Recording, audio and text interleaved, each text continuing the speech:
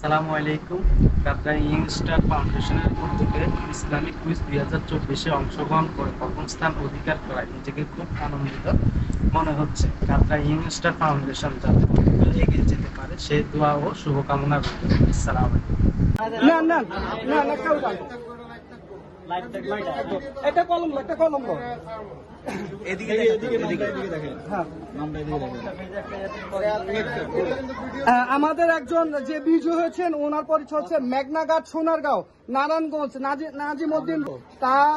তার মোবাইলের last number হচ্ছে 5117। আজকের অনুষ্ঠানের বিজয় প্রথম। আসসালামু আলাইকুম।